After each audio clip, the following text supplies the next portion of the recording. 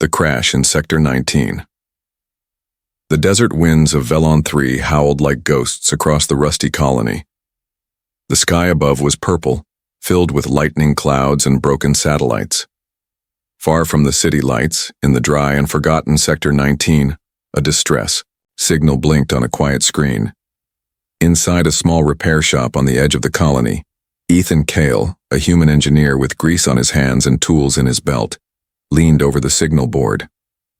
His brown eyes narrowed as he read the screen. Unidentified ship down. Life signs 2. Power failing. Requesting immediate assistance. Ethan checked the location. Sector 19. That was bad.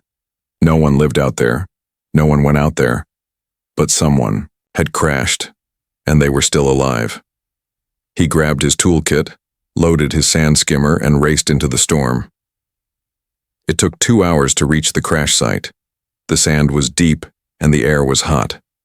The sky had turned blood red as the second sun began to rise. Then, through the dust, Ethan saw it. A long, sleek ship half buried in the sand. It wasn't human. Its hull was silver and curved like bone. Strange blue lights flickered along the sides. He parked his skimmer and stepped closer, slowly. That's when he saw them. 2 figures standing near the wreck. Both women. Both alien. One aimed a strange gun at him. "Stop right there," she said in a sharp voice. "Come any closer and I'll shoot." Ethan raised both hands. "Easy, I'm here to help. I got your signal." The other woman stepped forward. She looked younger, her silver hair tied in braids. Her skin was a soft violet blue. She studied him with glowing eyes. "He's human," she said quietly. "But he's alone." The first woman didn't lower the weapon. Her voice was cold. "We don't need help." Ethan stayed calm. "Your ship's bleeding energy. You won't make it past sunrise unless I patch the core." The younger one looked at her partner. "Captain, he might be right." The captain hesitated, then slowly lowered the gun.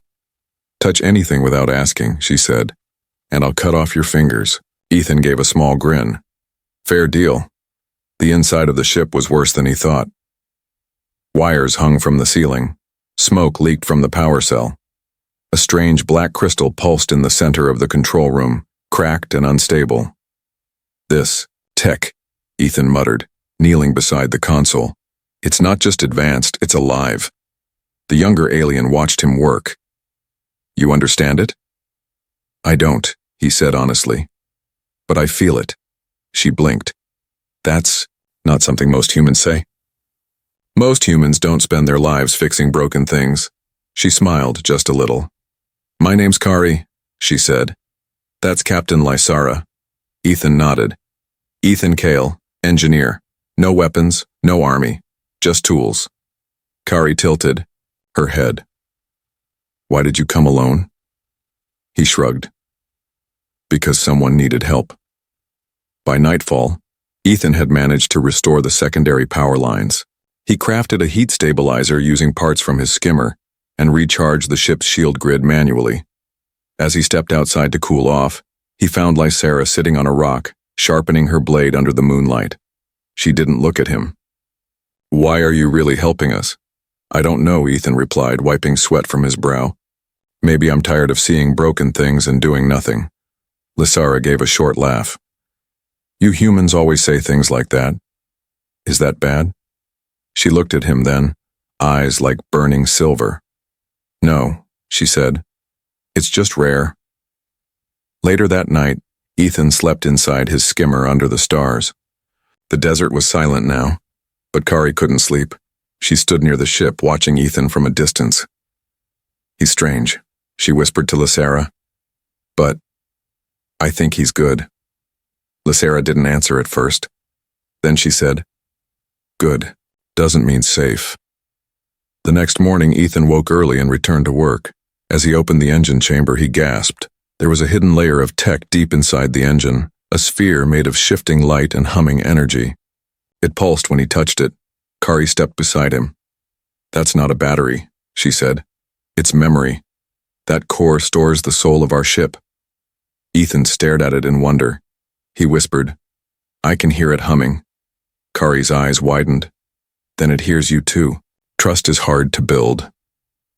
The desert sun burned down hard on the second day. Ethan Cale worked with sweat dripping from his neck, sleeves rolled up, fingers black with alien grease. The tools he used weren't meant for this kind of ship, but somehow, they worked. The metal responded to him like it recognized his touch. From the shadows near the ship, Captain Lysera watched him closely. Her arms were crossed and her silver blade rested across her back. Every movement Ethan made, she tracked. Every spark, every sound. Nothing escaped her notice. He knew it. He also knew she didn't trust him. Not yet. Inside the ship, Kari sat, beside the energy core, humming softly. She looked up as Ethan entered, carrying a tool rig he'd assembled from scrap. You're back early, she said, brushing her braid from her face. Ethan knelt beside the core. Your containment field was starting to crack again. Kari's eyes widened. How did you know? I heard the humming change. She stared at him. You heard it? He nodded. It's like music. Each pulse is like a note. When the pitch shifts, something's wrong, she smiled. Our people trained for years to sense those rhythms. I trained with broken engines in a junkyard, Ethan replied. Guess I learned the same way. Kari laughed softly. You don't speak like other humans I've met. Ethan tightened a circuit and looked at her. Maybe you've met the wrong ones. Outside the ship, Lysera climbed a dune and scanned the horizon. Something wasn't right. Her instincts were sharp, sharper than most. She spotted it, just a flicker. Out in the heat waves, a shadow moving fast. Not a dust animal, not wind, a ship. Small, silent, a scavenger. Back at the ship, Ethan and Kari were testing the energy reroute system when Lysera burst. Through the hatch. Get down, she snapped. Kari dropped instantly. Ethan spun around confused. Then he heard it. A high-pitched hum. A laser beam sizzled past the window, blasting the rock wall behind the ship. Raiders. Ethan grabbed his tool bag. I can disable their hover engines if I can get close. Lysera stared at him. You're not a soldier. No, he said, strapping on a broken metal plate to his chest. But I'm good with machines. Kari handed him a small pulse disc. Stick this to their rear boosters, it'll overload the thrusters. Lysera frowned. He won't survive out there. Kari looked at her. You said you don't trust him. Let him prove it. The battle begins. The raiders, 4 rough-looking aliens with rusted armor, surrounded the wreck. They wanted the ship's tech, the power core, and the women. Ethan moved fast, crawling behind dunes, using the shadows. One raider passed close. Ethan threw a rock. The raider turned. Zap! Lysera's blade flashed through the air. One down. Ethan rolled under the enemy's hover skiff, attaching the pulse disc. He scrambled out just as it exploded, sending the raider flying. Kari stayed by the core, using a handheld shield generator to block incoming fire. But one raider broke through. He charged Ethan with a blade. Too fast. Too close. But then, Lysera appeared, knocking the raider down with a powerful strike. She stood between Ethan and the attacker, eyes blazing. You touched our ship, she said. You risked your life for us. That's worth something. Then she turned and cut the raider down. The fight ended. The raiders were gone, either fleeing or unconscious. Smoke curled into the sky. Ethan sat on the sand, breathing hard. His shirt was ripped. His arm bled. Kari rushed to him. You're bleeding. He laughed weakly. Yeah. First rule of engineering, always bring extra bandages. Lysera looked down at him. You disobeyed me. I know, Ethan said, smiling, but I got the job done. Lysera reached out for a long second. Ethan froze. Then he took her hand. She pulled him up. You're still reckless, she said. But you're one of us now. That night, they shared a small fire. Kari wrapped Ethan's wound. Lysera sat quietly, sharpening her blade as always. But this time, when Ethan looked up, he saw something new in her eyes. Not suspicion, not anger, but something close to respect. Kari smiled across the fire. "You didn't just fix our ship, Ethan," she said. "You fixed the way we look at humans. A warning from the stars." The desert was quiet after the battle. Too quiet. The stars above twinkled softly, but something in the air felt off, like the wind was holding its breath. Inside the alien ship, Ethan Cale sat cross-legged near the open engine bay, running a soft scanner over the glowing pulse core. Every beat of the light matched the sound in his ears. Thump, pause, thump. It was like a heartbeat. Kari stood behind him, arms crossed, watching. "You feel it too now, don't you?" she asked. Ethan nodded. "It's alive, not like a person. Not even like an AI, but aware. It listens." Kari lowered her voice. "You've tuned into it. That's rare, even among my people." He looked up. "Then why was it hidden behind all the other systems?" Kari hesitated. "Because some things are too powerful to use freely. That core was buried for a reason." Meanwhile, Captain Lysara climbed the ship's dorsal panel, her scanner sweeping across the sky. She had been a warrior long enough to know what silence really meant. Trouble. Suddenly, her scanner blinked red. A long-range signal, coded and faint, had just passed over them. Not local, not random. Targeted. Her eyes narrowed. Inside the ship, the lights flickered. The pulse core dimmed, then glowed stronger. Ethan placed his hand gently on the glass covering. "It's trying to tell us something." The ship's interface screen blinked to life. Words appeared slowly, translated by Ethan's portable comlink. "Danger, stalker signal, encryption level, royal." Ethan read the words aloud. "Stalker signal? What does that mean?" Kari turned pale. "It means we've been marked by our own people." Lysara stormed inside the cockpit. She tossed her scanner on the floor.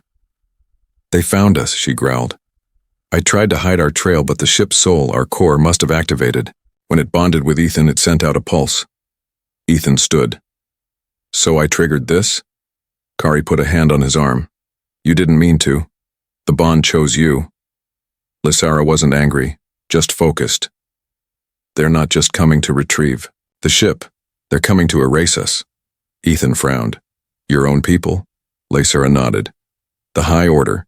To them, this ship is sacred. No outsider is allowed to touch it." Kari added, "And you touched it with something they fear most." "What?" "Human emotion." That night, the pulse core grew brighter. It glowed when Ethan walked past, dimmed when he slept, and hummed when he smiled. Kari came to him by the open panel. She sat beside him. "Ethan, I've never seen it behave this way." "Do you think I broke it?" he asked. She shook her head. "No, I think you woke it." He looked up. "Then we don't need to run. We can fight." Kari smiled sadly. "We can't fight a fleet." He stood up. "Maybe not, but we can prepare." The next day, Ethan worked on the console alone. He connected his tools to a side panel and ran a code trace through the ship's energy. He found a hidden compartment. Inside, a small cube-shaped object. It pulsed in sync with the main core. He held it carefully. The lights flashed in rapid patterns. A warning. Ethan played the signal aloud. It was a voice. Female. Old. Echoing. If this message has awakened, it means the core has chosen again. The next bearer must protect the heart, or everything will fall. Kari gasped. "That voice, it's from the first builder." Ethan looked confused. "Who?" Lysara answered from behind. She was the one who created the core centuries ago. Her voice was sealed. No one's heard it in generations. The message ended with coordinates, a location, not in the desert, in orbit. Kari stared at the stars. "The message wants us to go up." Lysara nodded. Then we prepare for space. Ethan sighed, wiping sweat from his brow. Let me guess. We have one working thruster and half a fuel cell? Lysera smiled, just a little. You're learning. That night, Ethan looked out, over the desert one last time. He had come to fix a ship. Now he was part of it.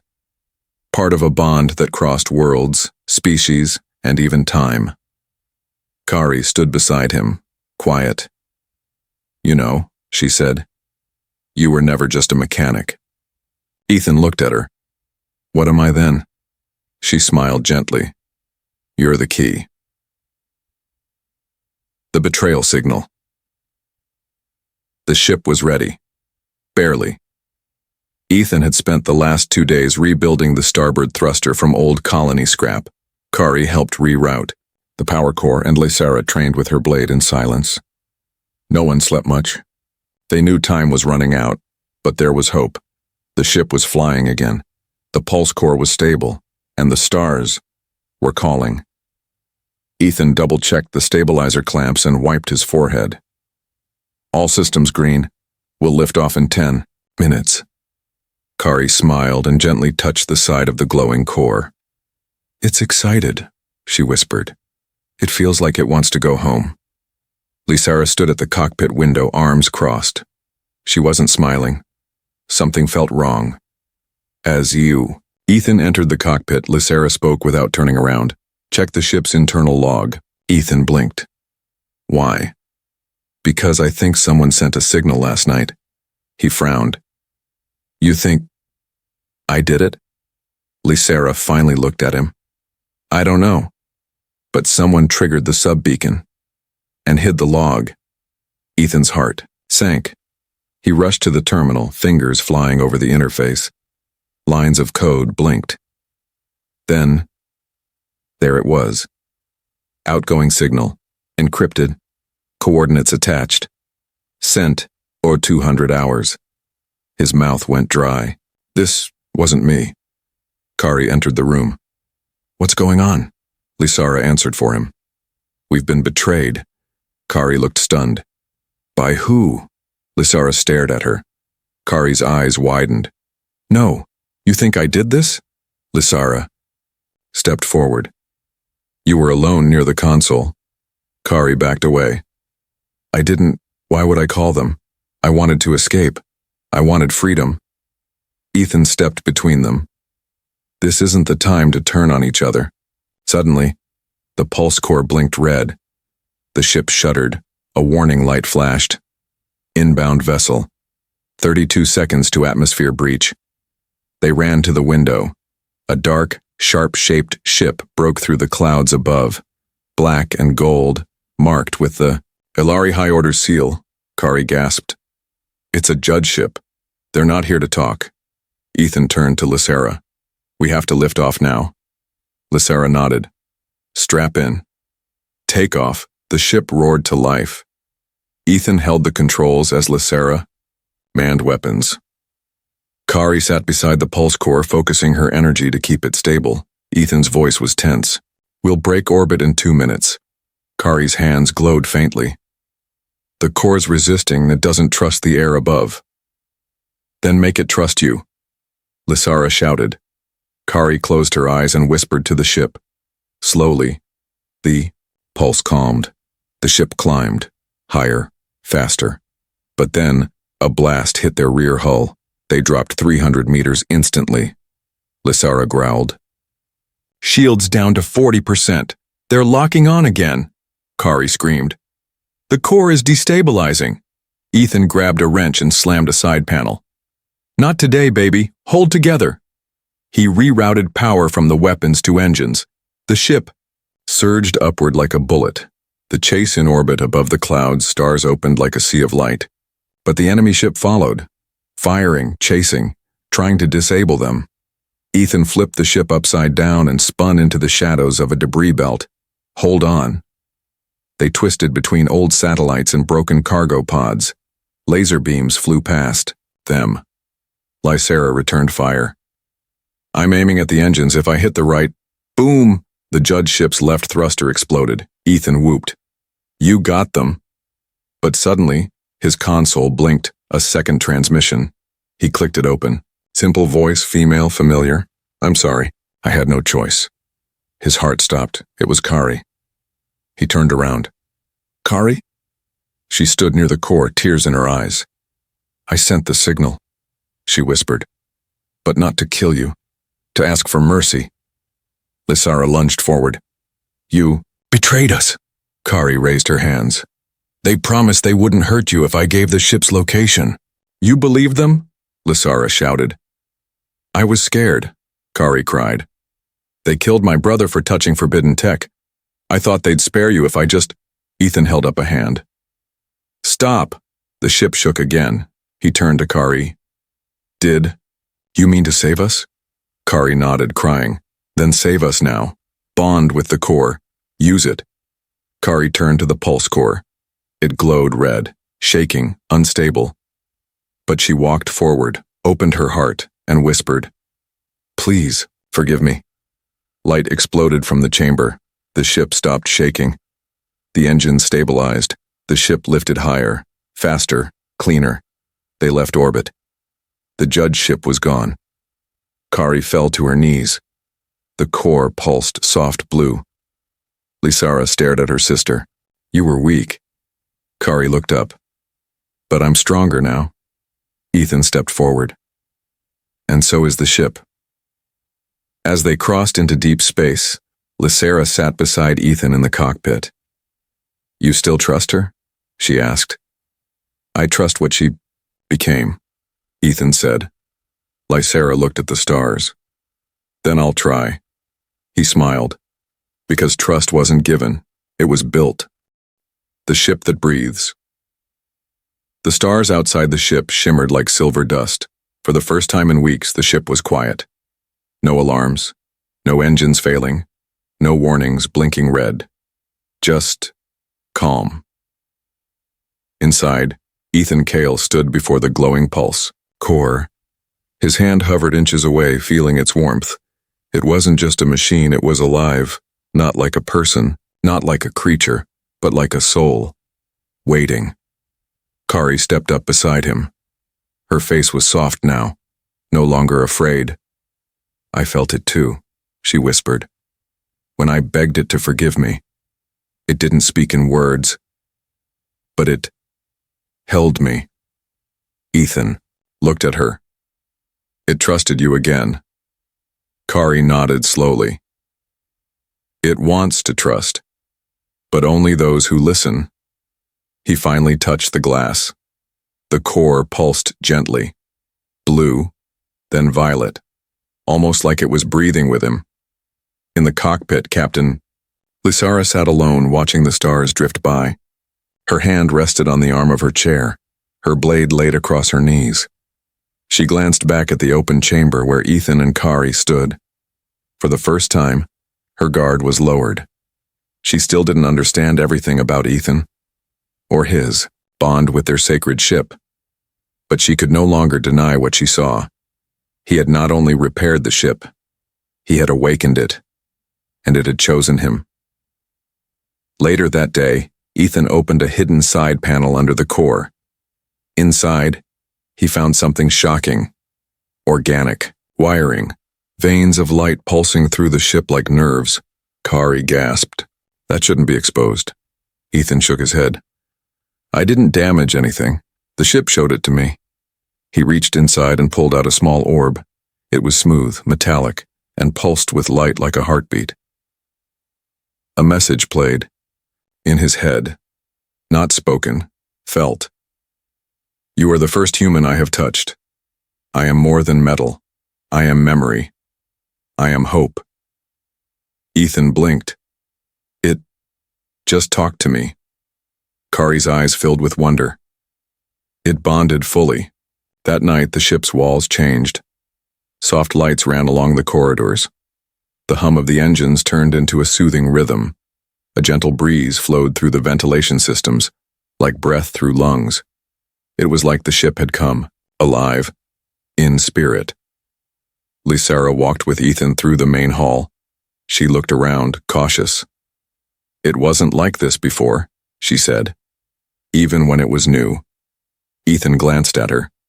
Because before, no one loved it.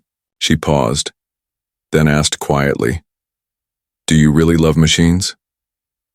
"I love what they become," he said, "when someone believes in them." The transformation room. The ship guided them into a room Ethan had never seen. The walls were smooth, silver.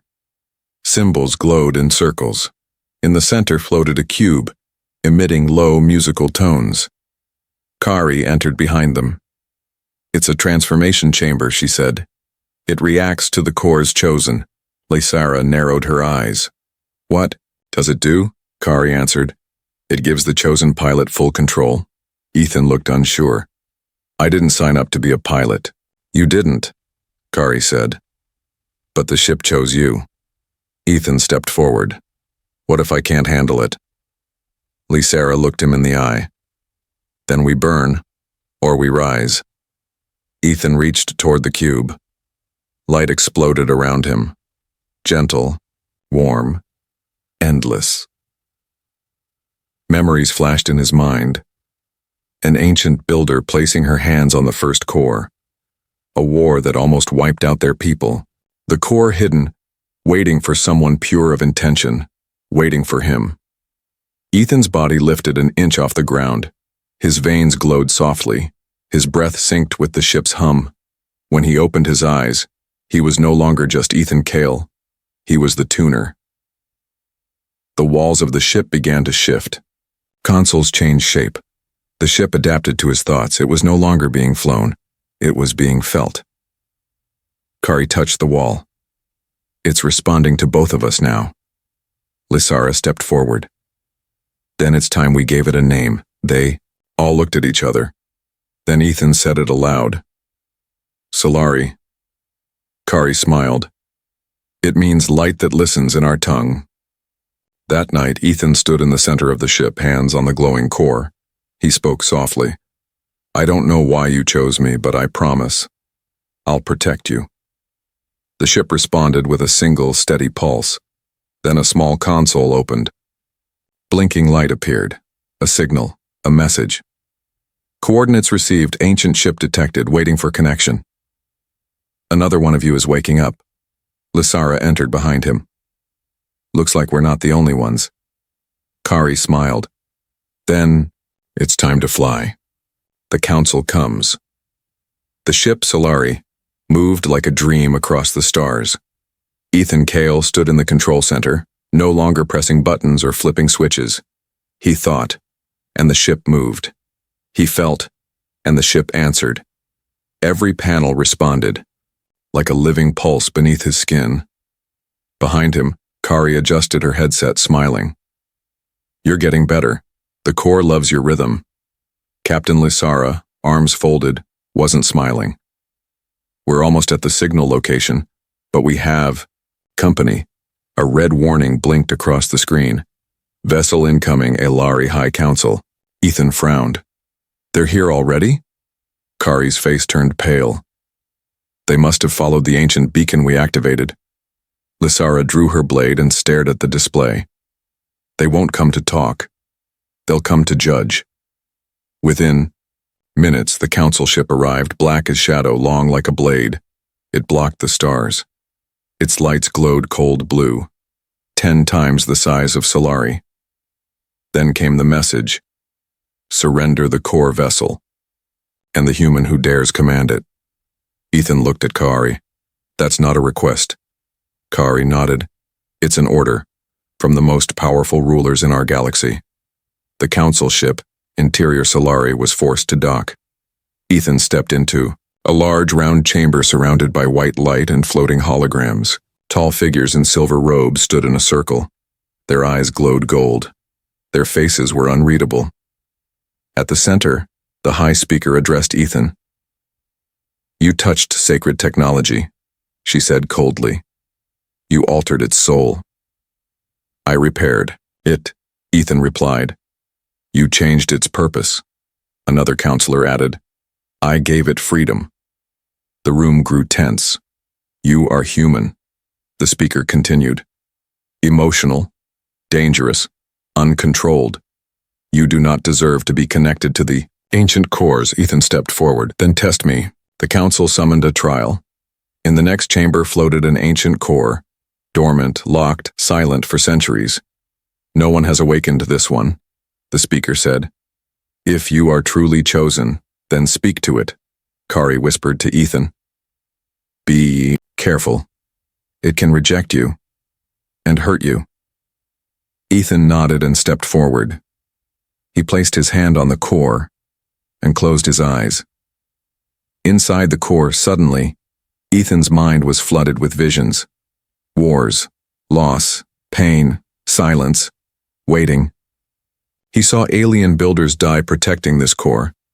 He felt loneliness so strong it crushed his chest. He whispered, "You're scared. Like I was. Long ago." He thought of his own life, fixing broken things alone in the desert, searching for purpose. He whispered again, "You don't need to be afraid anymore." Then, the core pulsed, once, twice, alive.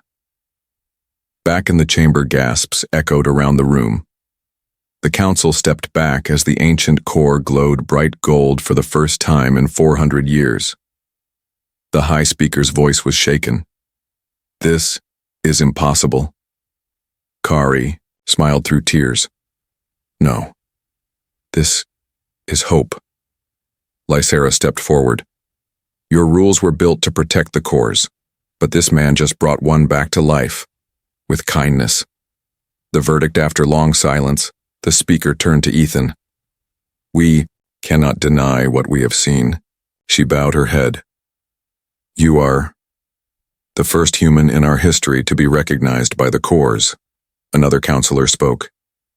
"You may keep Solari, but we must watch what you do with it." Ethan nodded. "That's fair, but I won't hide. I'll help, fix more than ships, maybe even trust." Later, aboard Solari, Ethan sat in the cockpit. Kari leaned on the console, watching him with admiration. "You didn't just survive today," she said. "You changed everything." He looked out, at the stars. "Feels heavy." "You were never meant to be ordinary," she said softly. Lysera walked in with a small data chip. "It's a map," she said. "The council gave it to us." Ethan raised a brow. "To where?" "To lost ships," she replied.